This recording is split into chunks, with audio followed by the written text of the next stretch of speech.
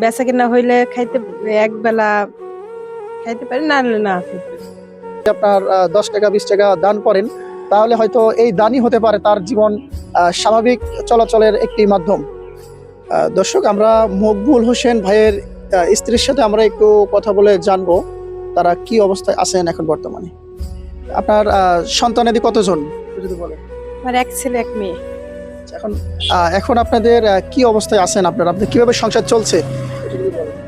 আছি মোটামুটি ভালো, কোন রকম চলতেছে, আল্লাহ চালাইতেছে।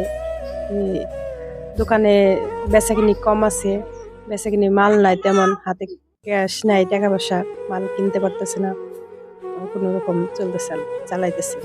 এই দোকানটা দিয়ে কি আপনাদের সংসার চলতেছে নাকি অন্য কিছু আছে? না, আমাদের এই দোকানটার উপরেই নির্ভর চলতেছে, দোকানের উপরেই সংসারটা চলতেছে।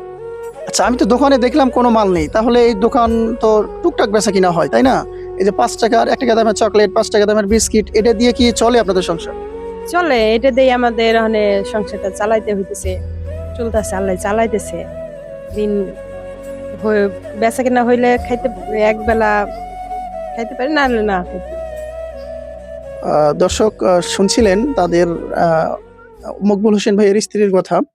তার যদি বেচা কিনা হয় তাহলে লাভ তো পরের কথা, কিন্তু বেচা কিনা হলে তাদের একবেলা ভাত জোটে। আর যদি বেচা কিনা না হয় তাহলে হয়তোবা তাদেরকে না খেয়ে থাকতে হয়। এমন একটি মানবতার জীবনযাপন করছেন এই পরিবারটি। আপনারা এই পরিবারের পাশে দাঁড়ান। দেশে প্রবাসে যারা আছেন তাদের আহ্বান জানাবো এই পরিবারের পাশে দাঁড়ানোর জন্য।